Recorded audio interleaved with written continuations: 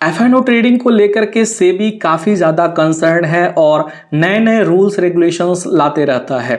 लेकिन इस बार कुछ ऐसा हुआ है जिसको सुन के लोग काफ़ी ज़्यादा डरे हुए हैं। सोशल मीडिया पे ये काफ़ी ज़्यादा फैल रहा है तेज़ी से कि अब एफ&ओ ट्रेडिंग में एलिजिबिलिटी क्राइटेरिया लाने वाला है सेबी और रिटेल ट्रेडर को बाहर करने वाला है, क्योंकि क्राइटेरिया ही कुछ ऐसा है जिसको सुन के आपके भी होश उड़ जाएंगे।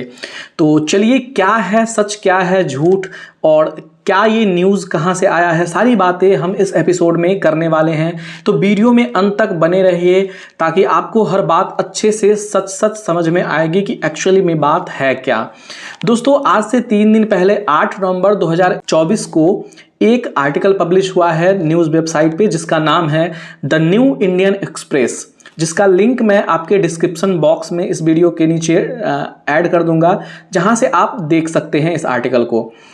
तो इस आर्टिकल के मुताबिक से एनएसई के जो चीफ बिजनेस डेवलपमेंट ऑफिसर हैं, जिनका नाम श्री राम कृष्णन है, उन्होंने मीडिया इंटरेक्शन में न्यू दिल्ली में एक बात कही एफ&ओ ट्रेडिंग को लेकर के, जिसको सुन के काफ़ी ज़्यादा जो रिटेल ट्रेडर हैं वो दहशत में हैं, डरे हुए हैं।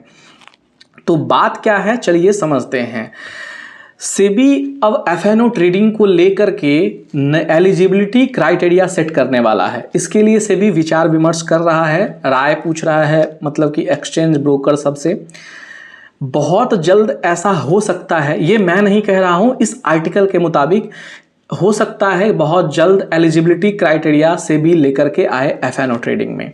अब क्राइटेरिया क्या होगा वो काफ़ी ज़्यादा इंटरेस्टिंग है।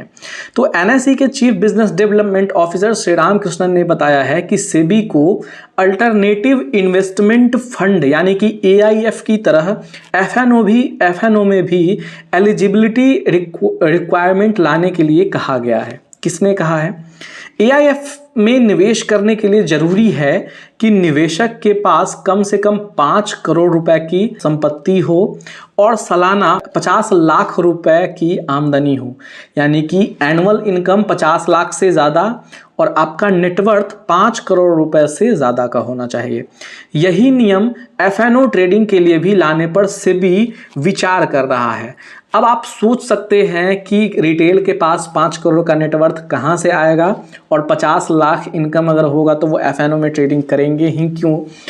सो ये जो नियम है ना, अगर लग जाएगा एफ&ओ ट्रेडिंग पे तो समझिए कि लगभग 90% लोग बाहर हो जाएंगे, उससे भी ज़्यादा बाहर हो जाएंगे एफ&ओ ट्रेडिंग से लेकर के। तो अब सवाल उठता है कि सेबी ये नियम क्यों ला रहा है। दरअसल छोटे ट्रेडर्स के लिए फ्यूचर एंड ऑप्शन सेगमेंट बहुत रिस्की होता है। कई बार लोग बिना पूरी जानकारी के एफ&ओ ट्रेडिंग में भारी पैसा लगा देते हैं और बड़े नुकसान का सामना करते हैं। इसलिए सेबी चाहता है कि वो सिर्फ उन्हीं लोगों को इस सेगमेंट में निवेश करने दे जिनके पास जरूरी अनुभव और आर्थिक क्षमता है। अब भाई, अनुभव कैसे आएगा? अनुभव ट्रेडिंग जो लगातार जो 2-3 साल 4 साल करेगा उसी को तो अनुभव आएगा ना। अगर जो ट्रेडिंग करेगा ही नहीं उसको अनुभव कैसे आएगा? और फिर जो उसको अनुभव ही नहीं आएगा तो उसमें करेगा कौन?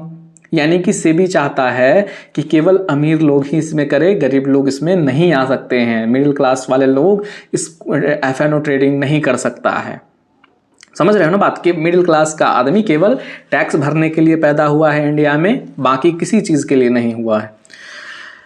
सेबी ने पहले भी कुछ कदम उठाए हैं, आपको पता ही होगा कि 20 नवंबर से जो नए नए नियम हैं सेबी के लाने वाला है, जिसमें सेबी ने जो मार्जिन है वो उसको बढ़ा दिया है।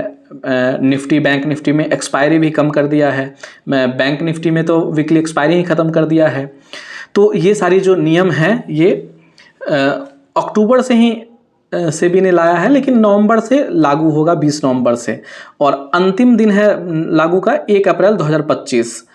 तो एनएसई के अधिकारी के अनुसार अब तक एफ&ओ ट्रेडिंग के वॉल्यूम में कोई बड़ा बदलाव नहीं देखा गया है, लेकिन अगले साल जनवरी और फरवरी तक इसका असर दिखने लगेगा। तो ये जो आर्टिकल था इसमें मैंने आपको बताया, लेकिन एक्चुअली में एनएसई की तरफ से कोई ऑफिशियल स्टेटमेंट नहीं आया है, कोई सर्कुलर नहीं आया है, सेबी की तरफ से कोई सर्कुलर नहीं आया है इस चीज़ को लेकर के। तो अभी हम नहीं कह सकते हैं कि ये कितना सच है कितना झूठ है, जब तक कि सेबी की तरफ से या फिर एक्सचेंज की तरफ से कुछ ऐसा सर्कुलर नहीं आता है तब तक कहना मुश्किल है कि एक्चुअली में क्या बात है।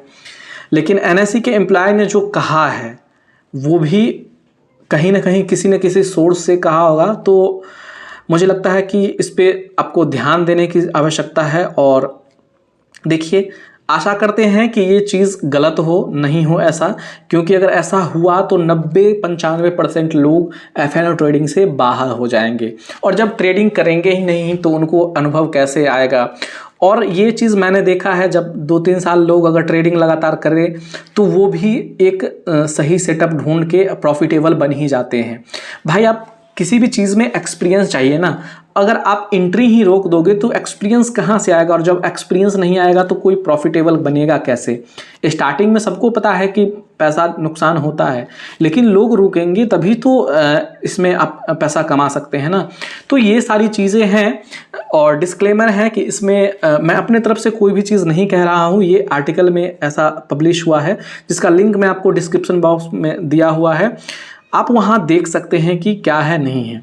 तो आज के लिए बस इतना ही। अगर कोई अपडेट आता है सेबी या एक्सचेंज की तरफ से तो मैं आपको ज़रूर बताऊंगा, और मिलते हैं किसी अन्य वीडियो में अन्य टॉपिक के साथ। तब तक के लिए धन्यवाद। यदि चैनल को सब्सक्राइब नहीं किया है तो सब्सक्राइब कर लीजिए, वीडियो को लाइक कर लीजिए, और कमेंट बॉक्स में ज़रूर बताइएगा कि आपको ये चीज़ कैसा लगा और आपकी इस बात पर क्या राय है। क्या एफ.एन.ओ ट्रेडिंग सच में बैन होनी चाहिए या नहीं होनी चाहिए, कमेंट बॉक्स में ज़रूर बताइएगा। तो चलिए मिलते हैं अगले वीडियो में। धन्यवाद।